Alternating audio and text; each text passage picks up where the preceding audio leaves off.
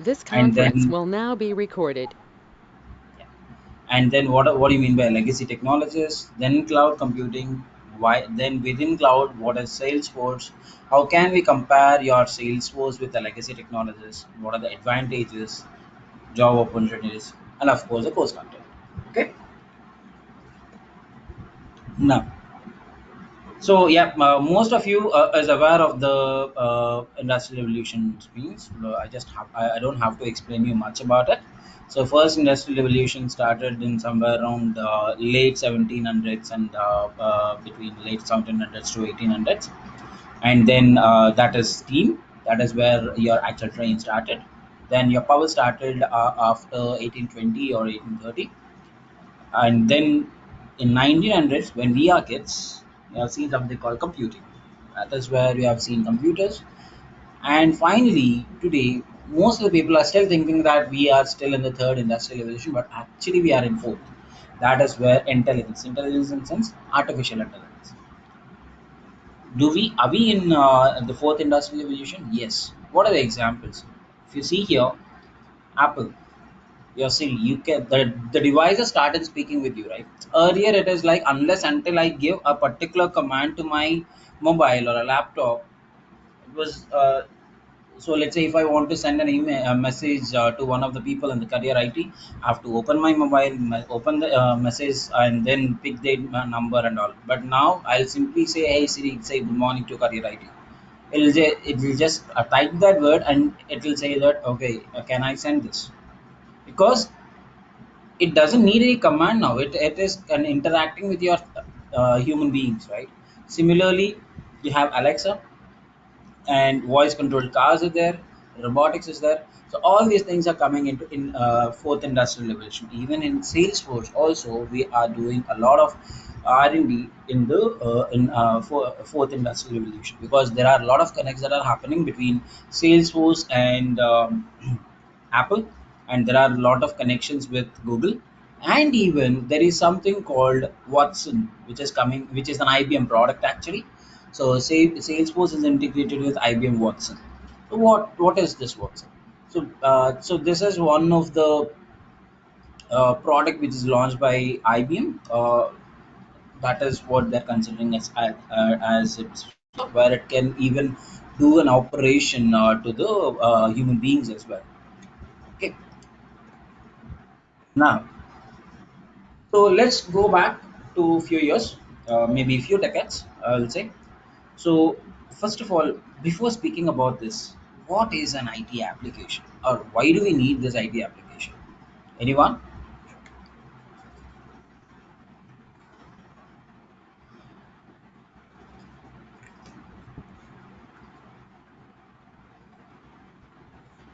Why do we need an application, a software application?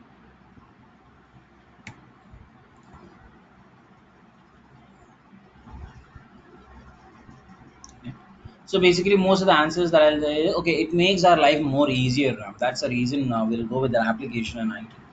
Okay, any examples? Yeah. Earlier we do have to go to a certain place. Let's say if I want to go to a movie, I have to go to the theater and buy the tickets.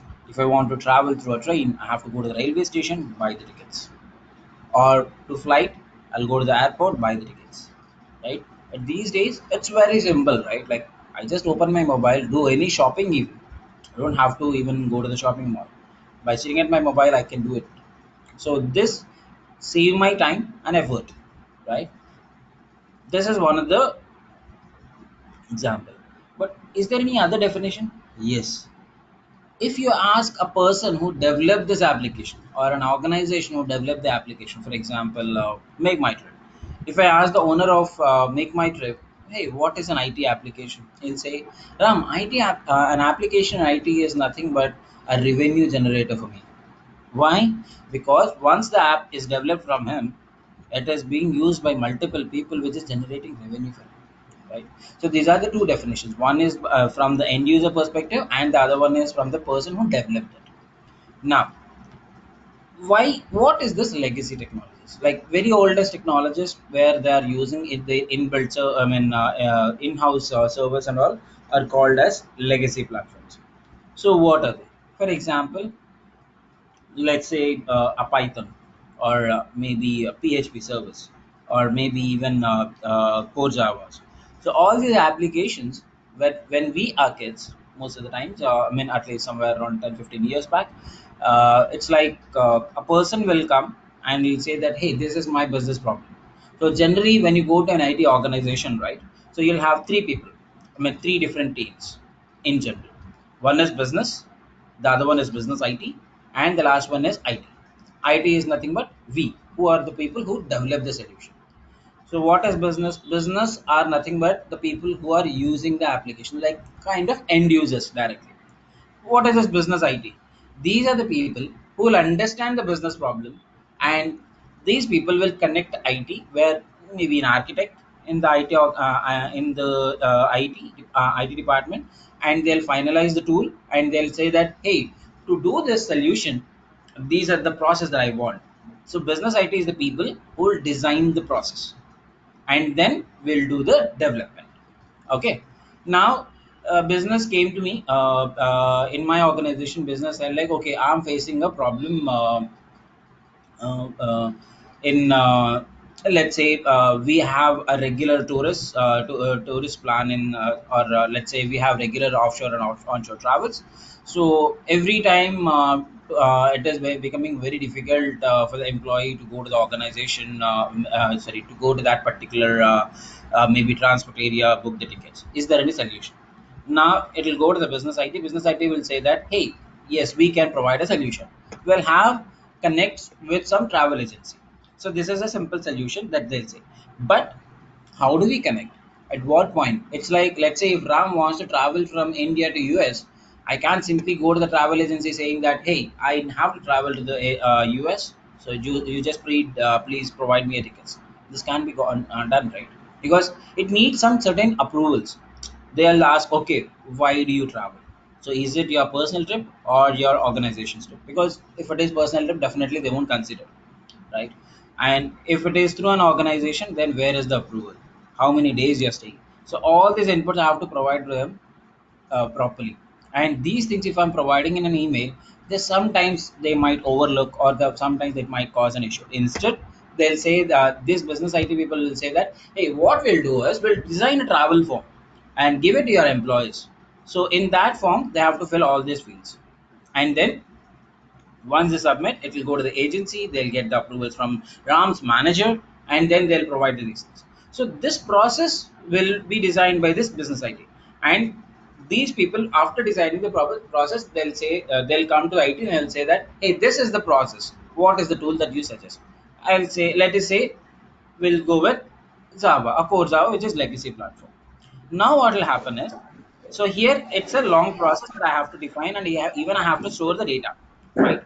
For this, so this is the idea that business came up with. So to design the solution, first of all, as I'm going with the legacy technologies, I have to set up my own server, and it might need some software. None of the IT technologies cannot run without any softwares, right? So I have to install some software, define user access. Because let us say, as an employee, if they are giving me an access to book the tickets like anything, then I can do anything that I want, right? I can even take my wife and kids to US just for us, just like that, right? Like guys, like they have to provide a proper access for the users, and at the end, it should generate some reports, because that is where this is one of the revenue. I mean, feature where industries or the organization will understand whether they are making profits or they are into losses, and they have to make sure that none of the people who are outside the organization can access us. That is where your security will be there. And if they want to make it on the mobile, then they have to do some more developments, or all these things will happen, right?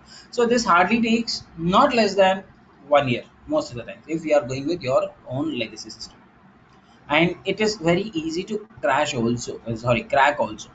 Why? Because as it is an in-house server, let's say some hacker got to know about the credentials of your organization, then it will be easy for me to log into your server, crack the data, pull the data, and use it for my own benefits, right? And second disadvantage over here is, uh, Let us say initially they said like, hey, maximum of some 100 people or maybe maximum 50 people will travel in the organization very often. So let's buy the sorry let's build the application which accommodate maybe 100 people. Then what I'll do is, from IT we'll buy a server which can accommodate only 100 users at a time, which means the capacity of my server is 100. What does it mean? At any point of time, only 100 people can access my server. What if it is more than that? Server doesn't know to whom it will respond. So that is where one of the best example that you have seen in India, especially because most of you are Indians, your IRCTC portal. So if you have ever logged into IRCTC to book a ticket, especially between 10 to 12, 10 to 11 in the morning, so it was very hard. Forget about booking a ticket. It is very hard to open the page itself. Why? Because IRCTC was built on the legacy platforms earlier, and then the maximum capacity of the portal or the server of IRCTC is 50 lakhs. So now, if you compare with Indian population, it nowhere matches. Even if you are going with just 10% of Indian population. So that is why if Ram wants to travel from Bangalore to Hyderabad or Bangalore to Delhi, so I'll search for that and it'll say it'll still keep loading, or it'll say that server hanged, or it'll say that portal got crashed. Log in after some time, because the moment I click submit, portal will take my request. By that time, maybe Lakshmi will again hit the server to search something. So during that time, server might respond to Lakshmi, because it just the moment it get request, it'll take that last and last out. So that is the reason it used to crash. Of course, later on it was migrated to cloud computing. That is where from past 3 4 years to book a ticket in IRCTC is very easy. Okay. Now, so these are the different disadvantages. Now, when it comes to your the capacity, user capacity. Now, let us say my organization has grown big. Now, people somewhere around 1,000 people are traveling very frequently. Now, the capacity of my server is 100, but number of people using or who wants to use this application are 1,000. So, what I have to do? I have to increase the capacity of my server. So I'll keep on increasing, maybe to 10,000 or 50,000. But later on, something else came up in my organization, which is very easy or much more simpler application. Then I have to shut down this entire service, right? It will be a waste of money, right? So this is one of the biggest disadvantage of your legacy platforms. To avoid this, we have something called cloud computing. What is it? So this is nothing but the on-premise services are nothing but solutions are nothing but the legacy platform solutions, wherein which each and everything that needs to build an application will be taken care by the resource owner, which has nothing but the department within the organization. Now, what is cloud computing? In cloud, it's very simple. It's a kind of I would say a hotel concept, wherein which I can stay in a luxury hotel if I want for any number of days by just paying some amount to them, to the service provider, right? Same concept here also. So I'll have a service provider. I'll say, hey Ram, if you want to build an application, come and take some space in my server, and you can buy your own build your own application. Okay. So yes, of course, licenses might cost a little more, but the amount of investment when you compare with your on-premise application with your cloud computing will be always cheaper. Okay. In cloud, we have three different services. One is infrastructure, platform, software. So when I go with infrastructure, the best example I would say is your Amazon Web Services. So AWS is nothing but IaaS, wherein which it will say that, hey, I'll give you a space in my server. You can store your applications and I can provide all your virtualization, networking, everything. But to build your application, you have to bring your own software. To integrate with any other external system, you have to build your own middleware. You have to build your own application. All these things has to be handled again by the subscriber or nothing but the resource owner. Okay, so it is halfway solved our problem. The next one is platform as a service. There it will say that, hey, you don't have to install anything here. You just buy the server, come and build your application, maintain your own data. That's it. So this is, I would say, the best example is force.com platform, which is the one we are going to learn within Salesforce. So Salesforce has a platform called Force.com platform, on which it is by default given to any Salesforce license. If you are buying a Salesforce license, so that is where you can build your own application. Then you can set up your own data. Then next one is software as a service. So this is something like I would say your Gmail or Facebook, because to access your Facebook or to you log in to your Gmail, you don't have to install anything in your system, right? Go to the URL, give your credentials, log into the system. That's it, correct? So here also the same. Along with all the features which are provided by any other service, in the service provider will also provide some standard applications and standard set of data as well. Yes, and they'll say that hey, if you want to use them, you can use these existing applications which are defined at market standards. If not, you can build your own application. So I will say Salesforce is one of the best example over here, because I'm buying a Salesforce license, the default platform license will be given to you. Platform is already set, so you don't have to install anything. On top of it, Salesforce gives us some standard set of applications where we can make use of. What are the standard applications that I might get? Sales application, or a service application, or a marketing application, or a communities application. All these things are very standard application. General application used by many organizations, right? And we can make use of them directly. We don't have to again pay again for those applications. But someone said like, okay, Ram, you are saying market standard again and again.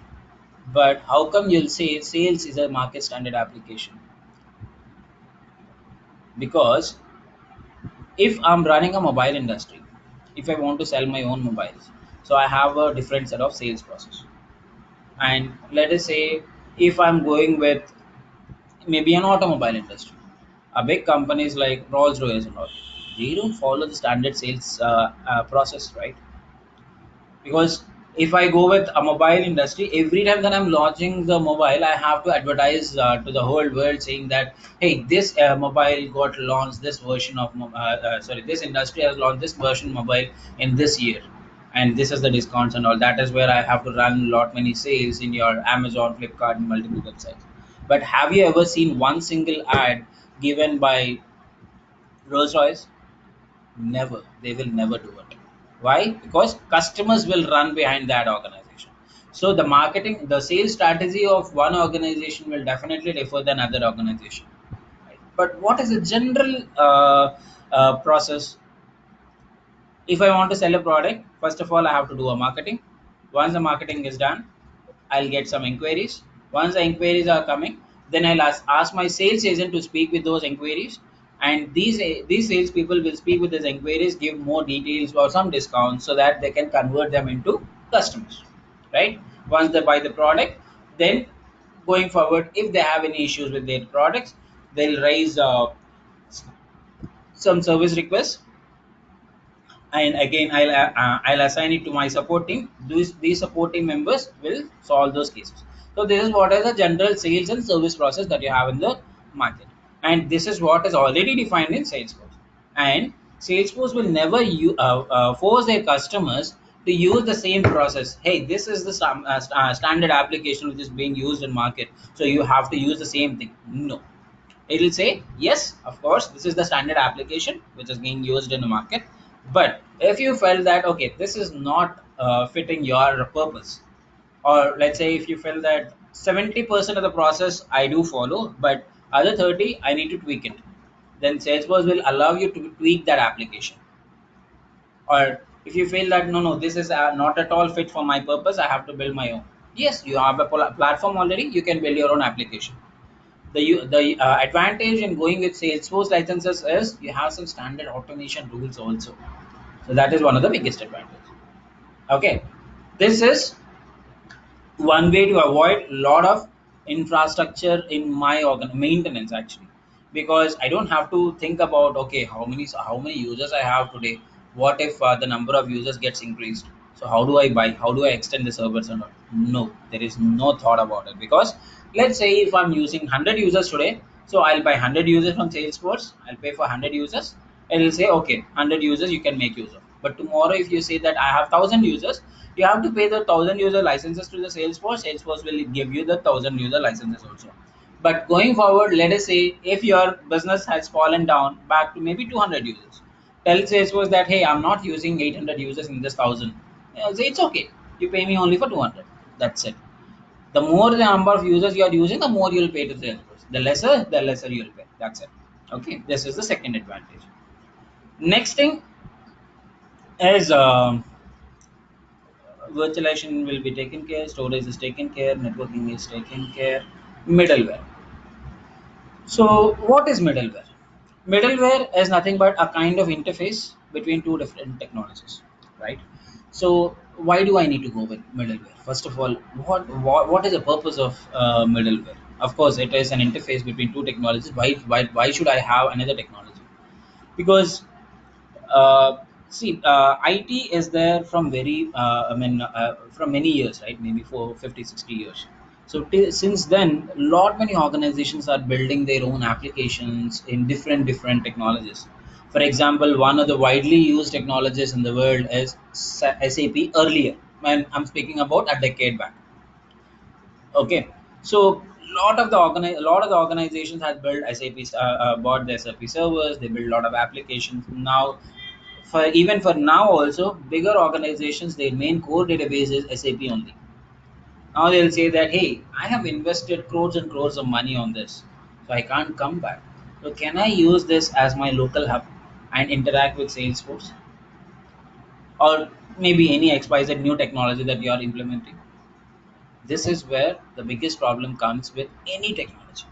Because if you want me to build an application in my technology, I'll build it very easily. But the moment if I want to say that set up a connection with an external technology, that is where you have to buy some other middleware tool or an interface tool like BizTalk and all. But in Salesforce, we have something called inbuilt, which is MuleSoft. It's a Salesforce product which was acquired by Salesforce last year for $750 million, I think. So that is one of the powerful tools that is there in the world for the integrations that has been acquired by Salesforce. That is one of the biggest advantage. Okay. Next thing about okay, Ram. Here also you are speaking about server, and here also you are speaking about server. What is the difference? So in cloud computing, what will happen is these service providers, whatever might be the technology, what these service providers will do is the server they're using will have a dynamic memory. So what they'll do is instead of because of course here also only by looking at the traffic I need to extend my licenses during that time. Again, like the way example that I said in IRCTC, it might hang or it might crash, right? So what will happen here in this case, none of this services that is there in cloud computing will share the application directly to the end users. For example, I think GoToMeeting is also coming under platform as a service, if I'm not wrong. Not GoToMeeting, oh, sorry, software as a service.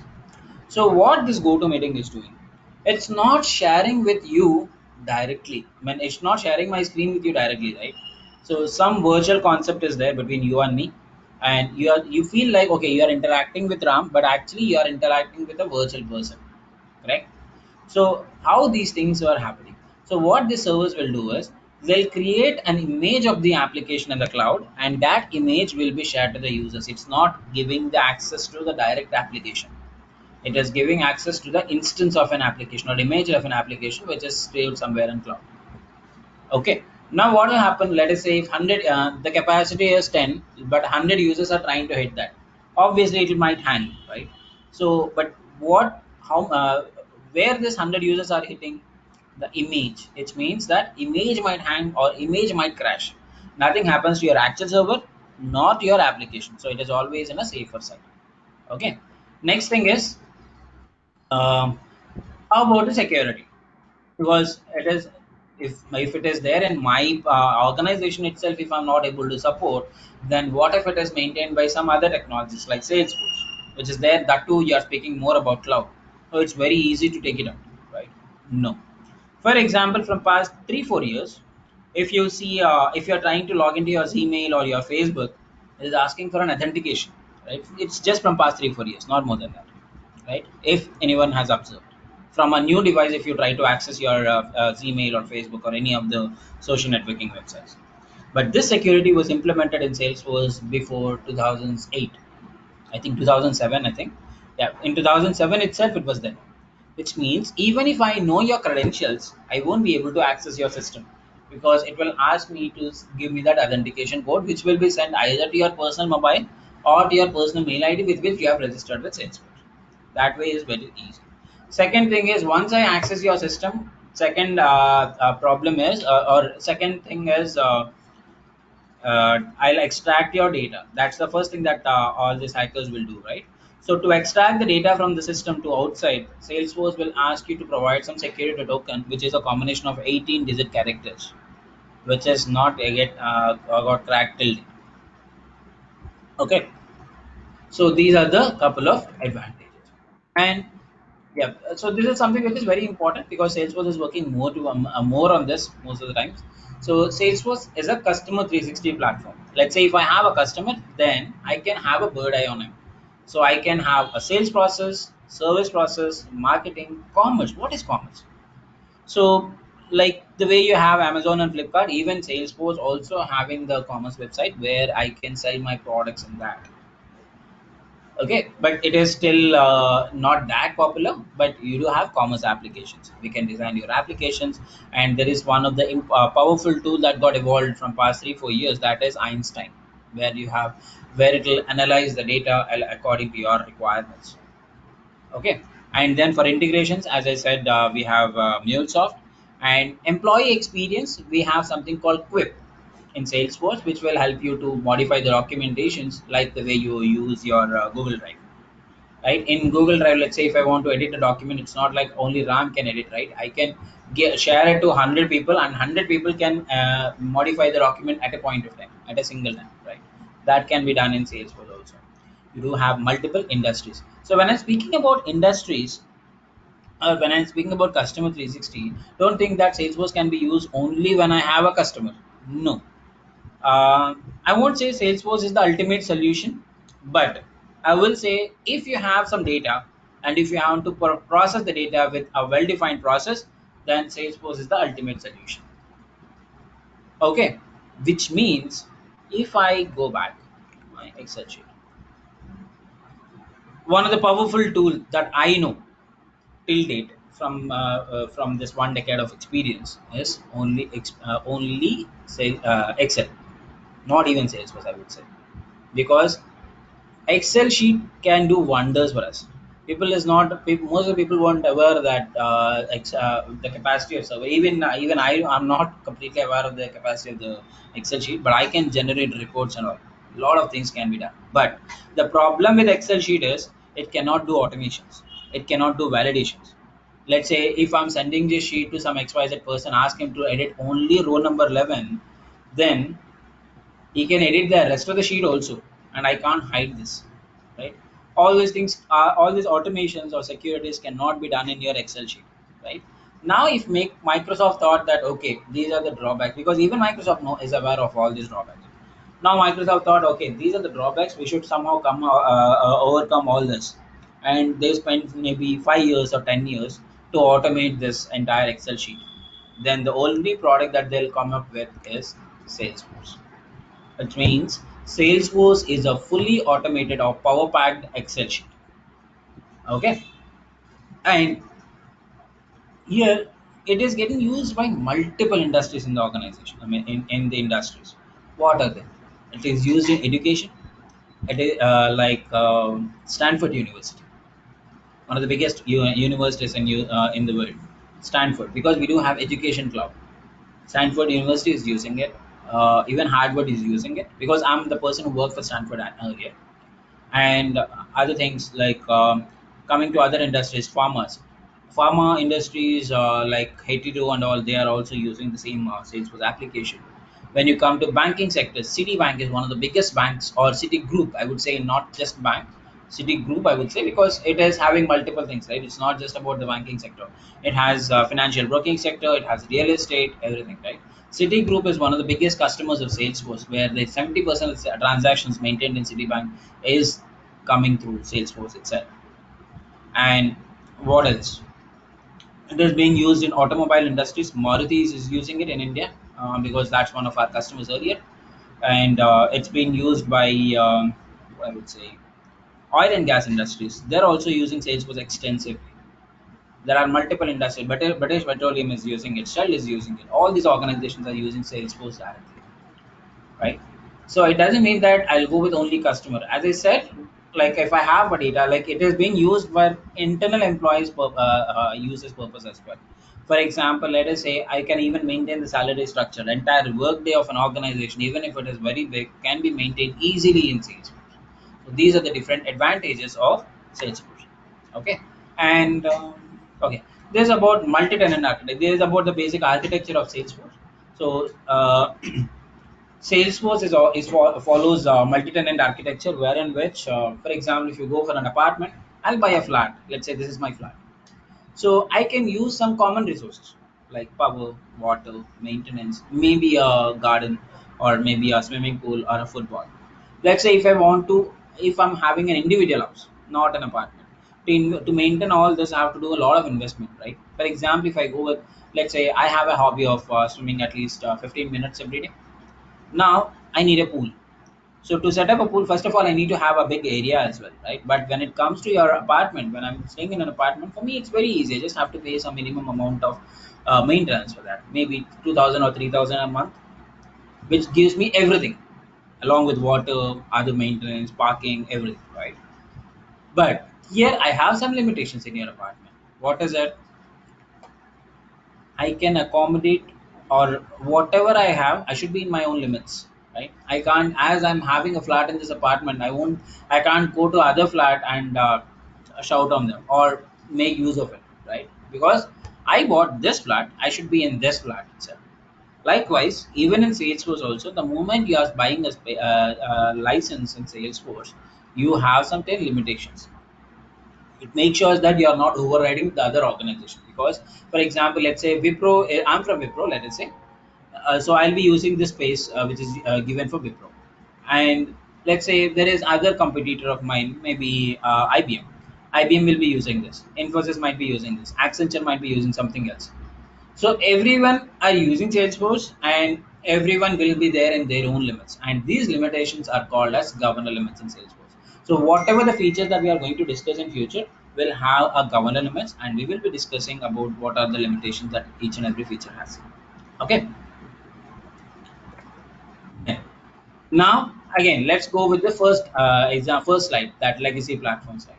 So the moment I get an idea, so it takes around, sorry. So it takes around 12 months, I mean, a year for me to set up the entire structure, define the application and all. But when it comes to Salesforce, it's like the moment you get an idea, buy a license, build your application, deploy. And the biggest advantage of Salesforce is, if any experienced people are there in the call, like earlier, it is like once you build an application, end of the day, user will say, hey, can we enable this in mobile? Or can we use it even for tabs also? That is where you have to use UI UX developers, where they'll give a responsive screens for your mobiles or tabs. But in Salesforce, it is Salesforce by default supports either your mobile or your desktop or your tabs as well.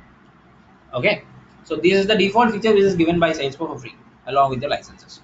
The only thing is you just have to say, okay, enable this even for mobile also. There are some tweaks, there's some checkboxes you have to check. It will be enabled by default. If you want to use it, we can use it. Okay, next thing. Okay, why it was taking such a long time in your legacy technologies? Because you have to set up everything right from scratch on your own, right? So that's the reason it is taking around a year. But when it comes to Salesforce, all these operations infrastructure is already taken care by Salesforce. Even that application sharing to the end users will already will be taken care by Salesforce. What is your job? Your job is to build your application, and that is why you are here. How to build these applications? That is what we are going to learn in the future. So as main things are taken care by Salesforce, you can concentrate mainly on this application. It hardly takes a week or a month, maybe a couple of months, of course, depending on the size of the application. But there are applications where you can simply build in a day also. Okay, this slide is here. Okay, anyways, so he is the person who is founder of Salesforce. So he's the CEO. He's an ex employee of Oracle actually. So if you see one important point, Salesforce will always trust go with is trust, because that is what the organization will ask, right? How safe is your technology, right? How it's not about how fast, but it's very important how safe is it. If it is not safe, then the mentioned banking sectors will definitely won't use this. And till date, I didn't see any data breach in Salesforce. I mean, you can even figure it out. And yeah, most of the people in this session definitely will be using one of the other smartphones, right? Either it might be a Google or it might be your iPhones. So what is this? Like you will have something called a Play Store, an App Store, right? So I'm using iPhone. So I have an App Store. So what is the purpose of it? For example, let us say I want to interact with all of you every day. I just have your mobile numbers. Let's say if I'm a very good developer, so what I can do is I'll say that okay, I'll develop a mobile application. Maybe it might take around 3 or 4 months, and then ask all of you people to install that application in your mobiles so that we can stay connected. But is there any other solution? Yes, we do. Install WhatsApp. I add all of your numbers into a group of WhatsApp. Then I can start communicating within a minute. I can start doing this, right? So why should I go with the second option? Because it is easier. It saves my time and effort as well. And of course, time and effort is nothing but the money. It saves a lot of things, right? But where can I from where you'll get this WhatsApp? Either from App Store or Play Store. Play Store came from App Store by looking at the App Store only. Google Play developed Play Store, right? So App Store is the keyword or is the idea belongs to this guy. He is the person who has gifted App Store keyword or the domain to Apple. You can just go back and Google in the internet, Google it as well. Mark by New plus App Store story. You'll get the entire thing. As the CEO of Apple is one of his best friends, he has dedicated this to Apple. And then he came up with a new word called App Exchange. So in Salesforce, we have something called App Exchange, which is a marketplace where I can install the applications which are already there in the marketplace and I can make use of them. Okay, couple of them are Conga Composer. What is this? Let us say I have a lot of records and user said like, hey Ram, I records are fine, everything is good, but I have to provide some documentation to my business. So I need a PDF document. So it's very hard to define a PDF document with all the content. It takes around a month or two. To avoid that, there is a App Exchange product called Conga Composer, where I'll go to the App Exchange, install it in my Salesforce environment, and make use of it. It can help you to convert your records into PDF documentation along with the format that you need. Similar to your App Store. Now, when you go to your App Store or Play Store, there are a lot of applications for free, and there are applications which will charge you as well, right? But here in Salesforce, yes, it is again a top up kind of like, because Salesforce will give you all the license details or server details, everything. But you have a business problem, and I have a solution. So how do I communicate with you?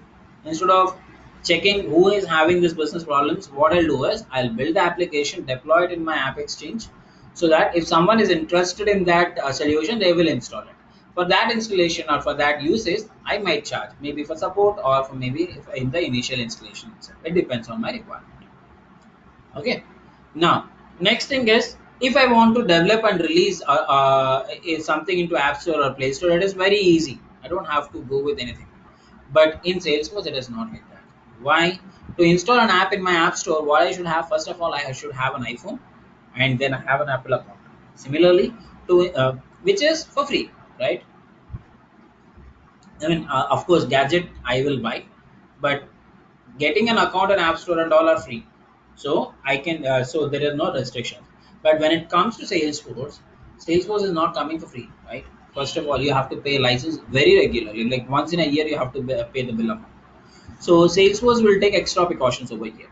Let us say if Ram has an idea and if he has built a solution, And if he wants to deploy this in the app exchange so that he can earn some money or he can generate some revenue, what Salesforce will do is they have an app exchange team. What they'll say is, hey Ram, first you give me your application to us. They'll start reviewing your application. They'll see how you have defined the securities, how the user interface is defined, what is the schema that you have given, whether it is matching with the existing upgrades of Salesforce or not. All these things will be verified, and if everything got sorted out, then only it will allow you to upload it in App Exchange. Which means if I have a wonderful idea and if I can build a solution for this, I don't have to get the job. I can simply develop the application, give it to Salesforce, they launch it with my name in App Exchange, that will generate me revenue. Okay, there are organizations running with just this, and especially in India. Okay, I know a couple of organizations where they just build one or two applications and launch in the App Exchange, and they're happily living their maintaining the organization just with these two applications from past 5 years, just with a maximum of 50 to 70 employees, which are very smaller organizations, right? And this slide is little older actually to show you the numbers. So I think I got this slide around 1.5 or 2 years back. So by that time itself, we have around 5 million installations and about, more than 4,000 app exchange applications are already built in Salesforce. Okay, and this is the economy that Salesforce is planning to generate, but it is again little older one. So actually, I should have replaced it with a new one. So by 2025, the estimation of Salesforce is they are planning to generate around 5 million jobs. Not they. I'm not speaking about the existing market. About 5 million new jobs. Okay, and yeah, this is these are the list of companies that Salesforce has bought. Again, this slide is there till it's just showing you 2016. I do have a bigger slide, but due to I have reduced, am supposed to cut this because of the size of the screen. And these are a couple of partners that you have in Salesforce. Like if you see, most of the biggest organizations in the world are the partners. And it doesn't mean that Salesforce is getting used only by bigger organizations. It is being used in smaller organizations as well. For example, looking at the names, most of you people are from Andhra. So in Andhra, there is one city called Vijayawada where I forgot the company name. I'm sorry. There is one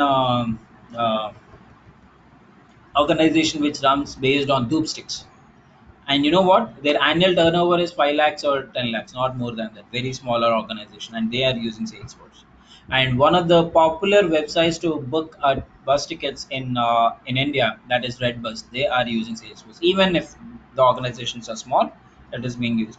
You know what? Redbus is started by only just 2 employees, and they hardly have 50 to 70 employees. One of my friend is working on Redbus, so the organization is very small. But even then, Salesforce they are predominantly using Salesforce, which means Salesforce can be used either by the bigger organizations or by smaller organizations. Why?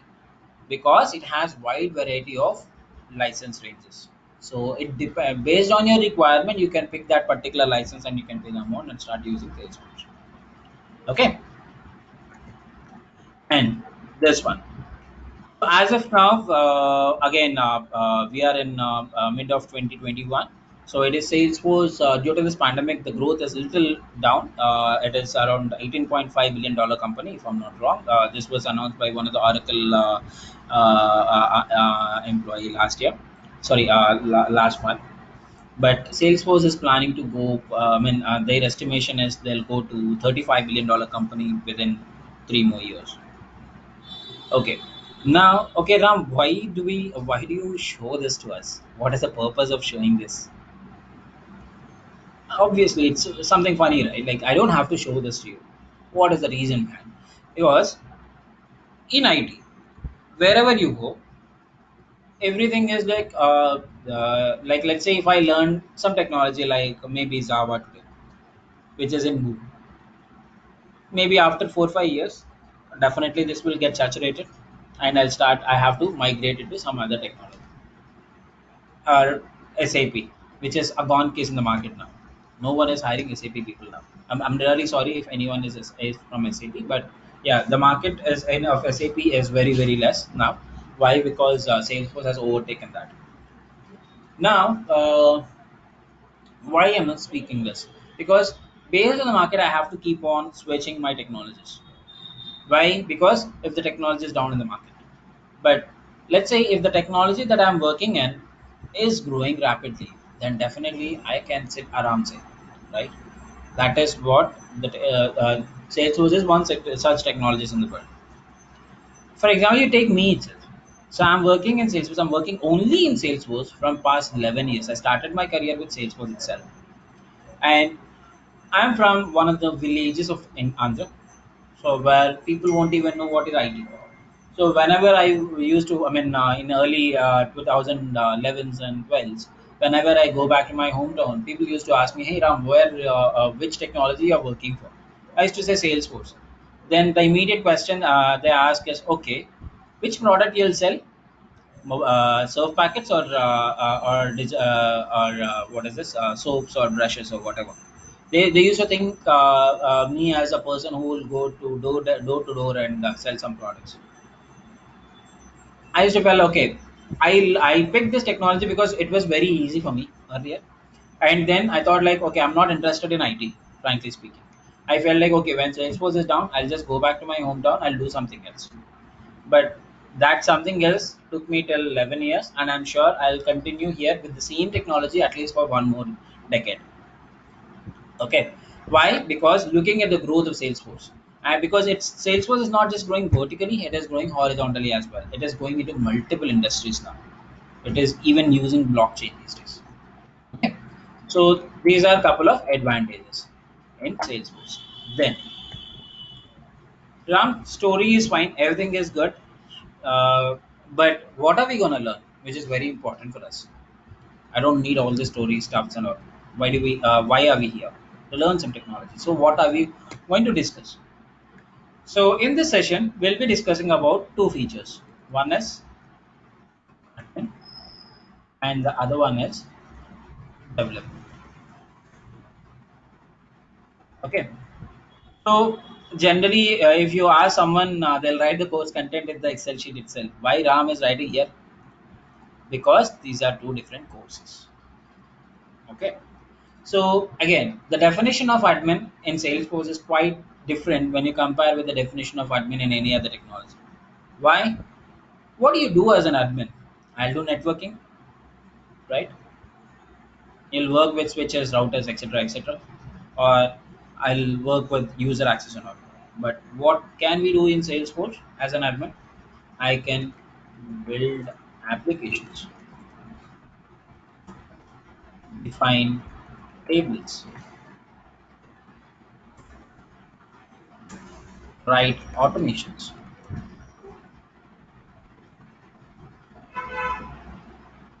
validate the data, and of course, control the user.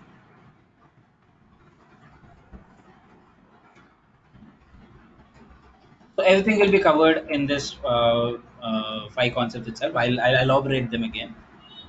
But all these things can be used, can be done by an admin by using point and fix.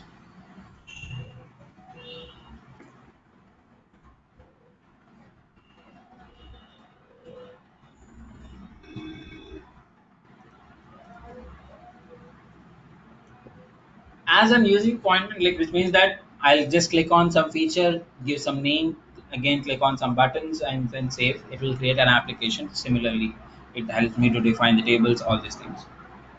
So as these are standards, so Salesforce has some limitations. To overcome those limits, you have to go with development. Then before we go to the development in admin, okay, to do this, Ram, do we need to learn anything? No. Just come with an empty mind to the session. I'll be taking care of everything. Okay.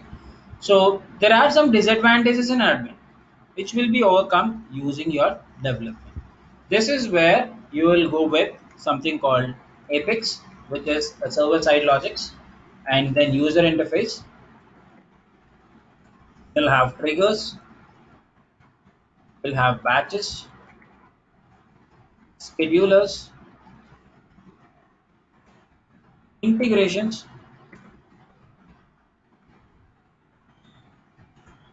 testings, test classes, I would say, production release. We'll see what is a version control also, or a flow into Salesforce, a development flow, or a project flow. I would say project, all those things. So certain things which are not possible in admin will be covered in your development. Then Ram, here also can we come up with an empty mind? I would say no. So what should I do? What are the prerequisites for learning development? You'll have to know at least a basics of core Java, that is object-oriented programming. It's, I mean, I'll tell you again before we start the development. I'll give you an introduction, like what are the concepts that I'm covering. So during that time, I'll tell you more explicitly what are the things that you have to cover and where you can do it, and some basics of HTML. Very basic something. Okay. If you spend an hour before you start the session, before the development on object-oriented programming, CSS, JavaScript, that's it. There's enough. Rest all I'll be taking care. And to cover everything, hardly I need 2 hours of your time. I mean, not in the session. Out of the session, you have to spend 2 hours. Not every day, just the day before you start the session. That's it. Because Apex is originated from Salesforce, sorry, or object-oriented programming itself. So if you have to understand what I'm speaking, then you should know the what is object-oriented programming. So that's the reason. And for the user interface, when we are developing the components and all, we need to know about these things. So again, if you want to understand the UI concepts, then you should be aware like what is the function, what is a tag, how you do the styling. Very basic things. Again, I'm saying you don't have to be superhuman in that. Just basics. That is where I'm just giving a time of 2 hours. Okay. So these are the things that I'll be covering. Now, this is about the course content. Then what are we gonna cover in the sessions? Like you are saying, just an overview. Like if you go to the consultant, I mean, as a consultancy people, they'll give you the right point content. So how we are going to cover this? That is another point. So if I simply just go with, hey, this is the concept, this is the example every day, then one or the other day you will lose. Right? Instead, day one, what we'll do is, because I'm not giving you any project at the end of the sessions. Projects will be done right from day one itself. Okay. So day one, what we'll do is we'll have an Excel schema of an application. We'll just pick some random application in the market. We'll start building that schema, like what are the tables that they need, and how many columns they need, all these things. Once the schema is done, then we'll see how to convert that schema into Salesforce, because we have to discuss about um, features like um, okay, basic schema. I'll say in Salesforce schema.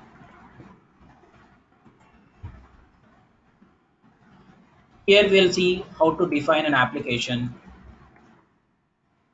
and then how to what is a table. Technical, I mean, how do we compare your Excel sheet? Compare Excel with Salesforce. Then what is a table in Salesforce, and what is a column in Salesforce? These things will define. And then let's say if I have multiple tables, then I have to do some relations, right? I have to set up some relations. So that is where we'll speak about relationships. Why I'm writing here? Because I'll use this content to give, I mean, I'll use this sheets to give you the content actually. Okay. And then once the relationships are done, we'll see if there is any formula fields that I can set up. So this is all for positive cases. But what if there is some wrong data coming in the system? I have to validate. So we can write some validations,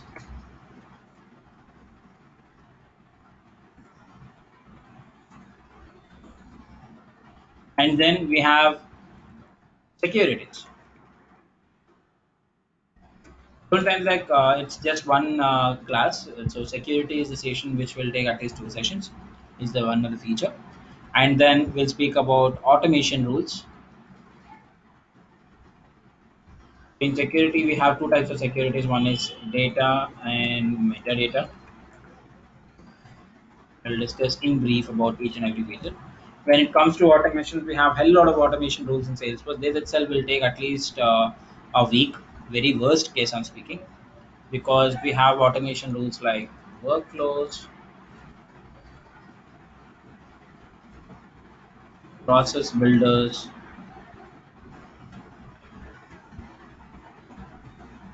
flows, assignment and rules, escalations, email to case. Like email to case is nothing but if someone sends an email to your mail ID, it will register a record in Salesforce itself in a case object.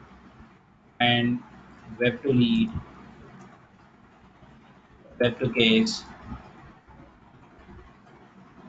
So we do have a couple of more features. So likewise, we'll discuss each and everything. Post that, we'll discuss about reporting structure in Salesforce. What are reports? How do we define reports? All these things.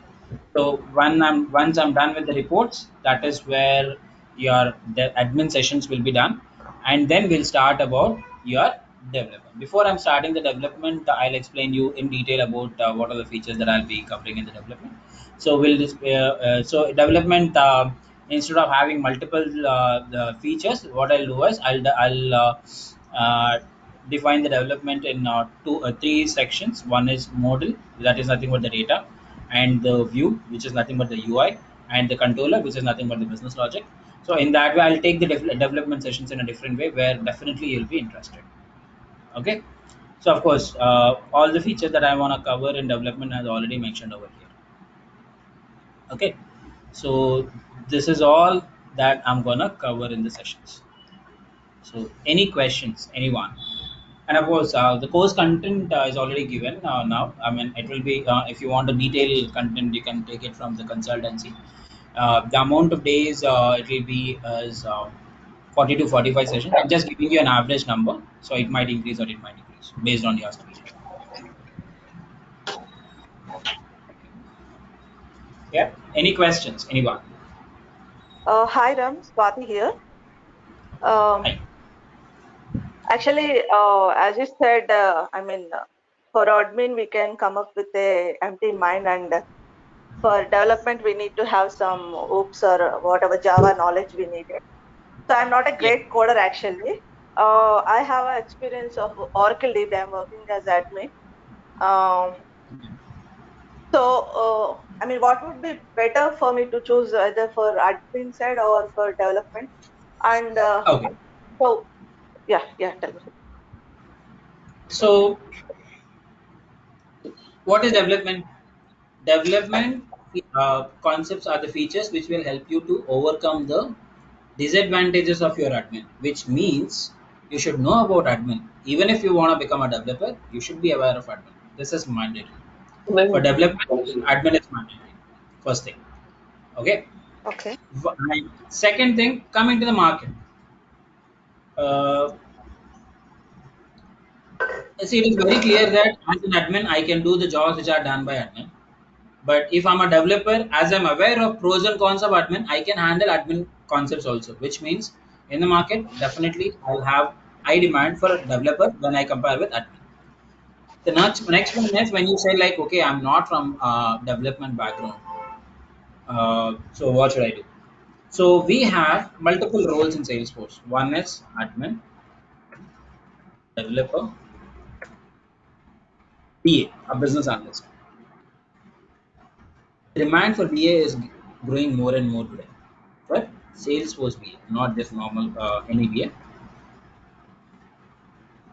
because BA is the person who will be having a product knowledge. I mean, in which the whatever the product he is dealing with, maybe finance or maybe about oil and gas or maybe about any other industry. But if I say Salesforce, because they want to see how they'll fit that solutions, I mean, how they can recommend the solutions in Salesforce also. That is where the demand for Salesforce BAs is getting increased.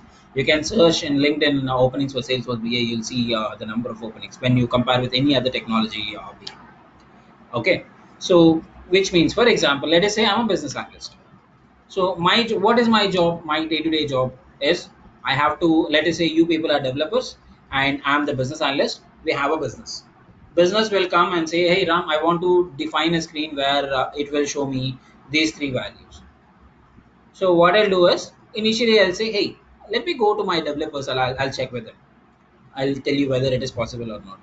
Once if tell this to my business, they'll say yes, okay, you can go and speak to your developers. I have checked all of you, checked with all of you.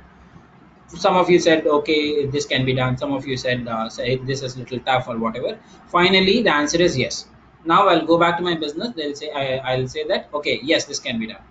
Now business will ask okay, how many days you want, or they'll say that okay, I want the similar screen but it should be dynamic. Then estimations I can give. Let's say maybe because during this ask I will check with the developers, if yes, how many days it will take, you will tell me. But now business says that okay Ram, I don't want to make it static, I want to make it dynamic, which means in the admin maybe by doing some tweaks I might say maybe Oracle admin or something. So then again I'll come back check with you. So which means each and every question that the business is asking, I'm coming back to you and checking with you, right? So one or the other day business will think, okay Ram, why do I need to have Ram in between if he's checking everything with the development team itself. But if I'm aware of concepts in Salesforce, where I just have to say yes or no, I don't have to do coding or I don't have to develop anything. I just have to say whether it is possible or not to developers. If I'm having that knowledge to me, with me, right, then say business will be more happy. That is where people are looking for Salesforce BS these days. Okay, which means if you are aware of the concepts in development and admin, then you can easily become a Salesforce business analyst.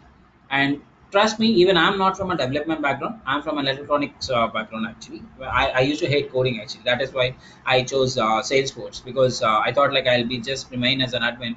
But fortunately or unfortunately, I became an architect, which does both admin, development, and even the design as well in the organization that I'm working for. Okay, because the moment you start learning the admin, right, the moment you understand the pros and cons, definitely a curiosity will be built to see okay, what can I do in the development. At least now I mean you have a lot of documents where you can learn, right? When we started our careers, we don't even see how to do it. So how do I learn admin, sorry, development is I used to crash the code, or I mean crack the entire code which is already built up by my seniors. I used to just remove one line, add another line, see how it works, and all. That is how I learned. And of course, it took some time for me, maybe 2 months, but yeah. So if you have a proper guidance, it won't take that much time. Did I answer your question? Yes, Ram, thank you. Perfect. And of course, if you are a Salesforce BA, the next level of Salesforce BA is Salesforce Solution Architect.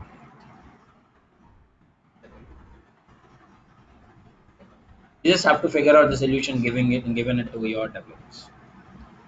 Next level of your admin is the final level of your admin is technical architect.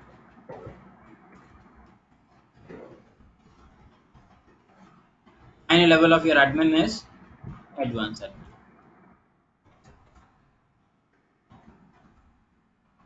Okay. Yeah. Next question, please. If you have anyone.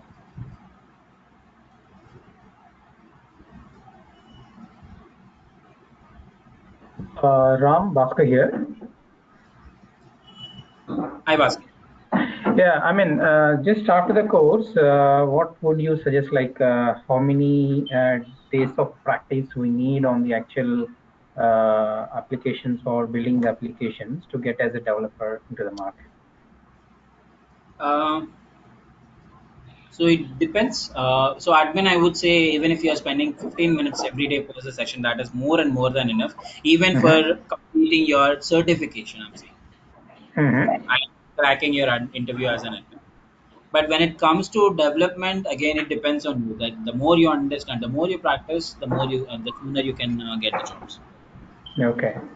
So So average we. time is under around 1 hour. Like if you are able to complete the assignment that I'm giving you every day, because so that is one more thing. Every day Yeah. I'll give you one or the other assignment. Make sure you're Mm-hmm. doing it, or Mm-hmm. you try it. I'm not saying that you do it at any cost and don't ask me. You try Yeah. it. Even if you fail, also it's fine. Come back to me in the next session. First, we'll clarify the doubts. Then Mm-hmm. we'll go next level. And Yeah, it's that not could. like Ram will be sharing the screen all the time. So I'll Yeah. ask one or the other person to share their screens when we are Mm-hmm. doing these implementations. Okay. Yeah, probably that helps us, right, to get more confidence and before we apply for a developer or admin roles in the market. That Yes. could. Thank you. Yeah.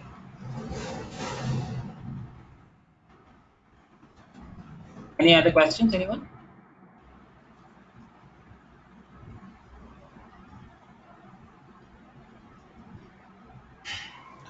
Hi Ram, Shyam here. Aisha. I have 12 years of experience in IT. I'm working as a senior developer.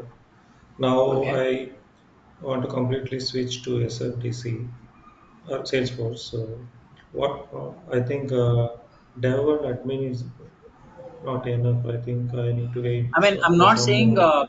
these are the only two things that we have in Salesforce. We do have multiple others, but to pitch into Salesforce, these are the things which are very important.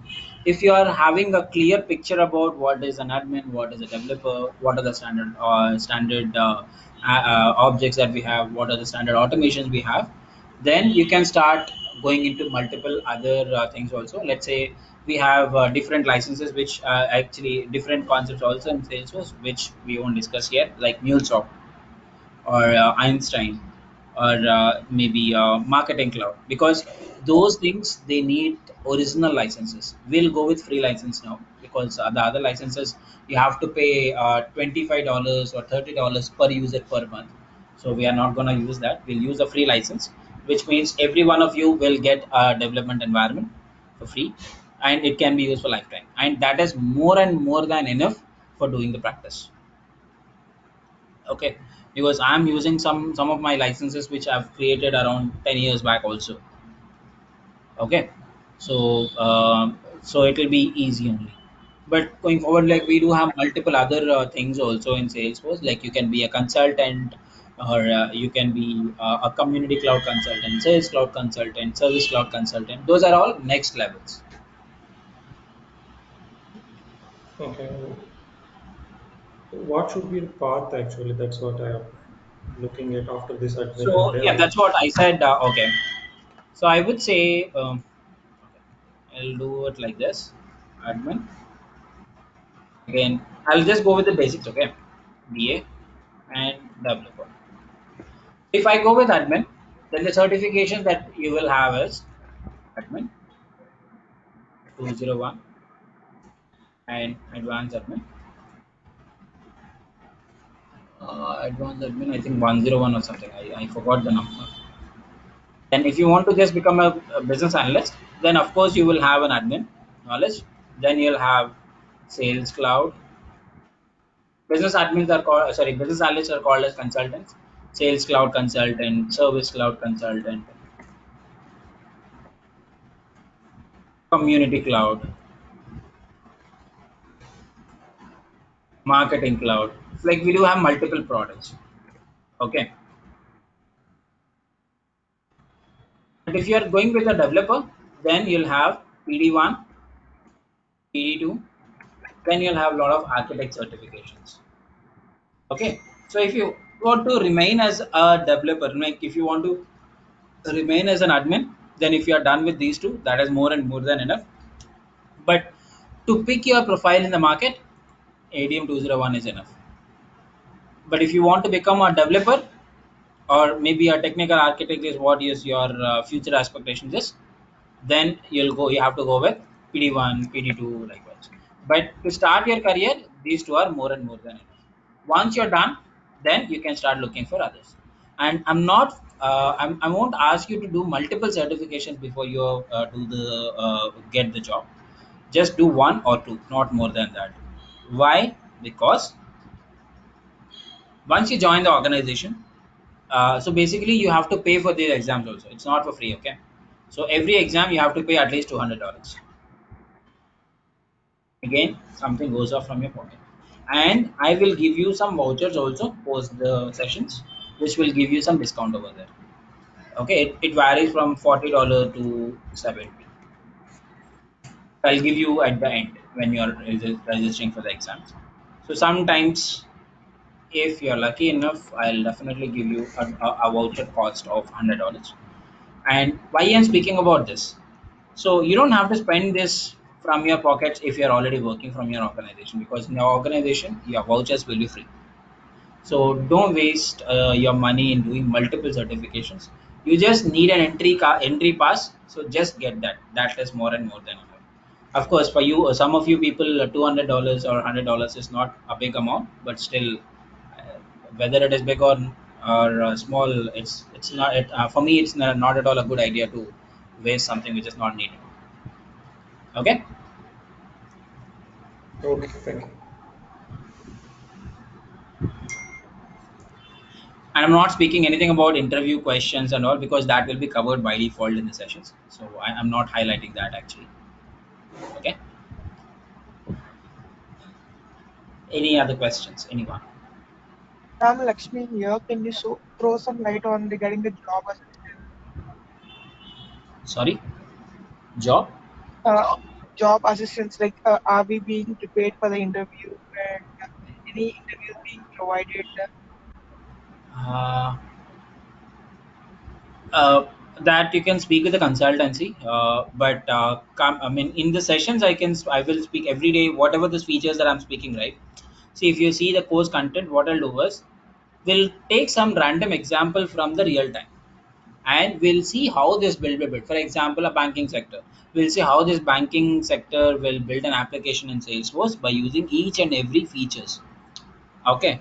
In that way, you'll understand which feature has to be used at what point of time. First thing, because for example, if I go with some automation rules, so the whatever the things that I'm doing in workflow, similar things that will, I mean, similar features are there in process builders or even in flows also.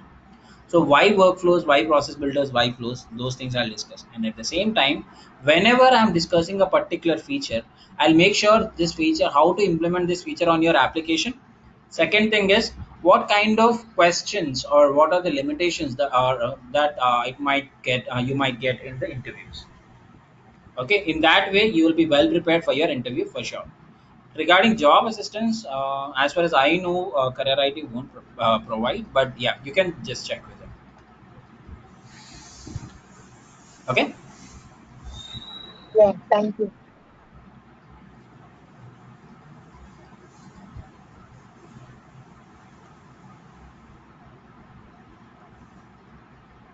Okay, so that's all from my end. I hope at least you got 1% of idea, not knowledge. I'm just speaking about the idea of Salesforce, why it is, why do we need to learn Salesforce and all. So if you have any questions, I can stay for a minute again. If not, we'll drop off.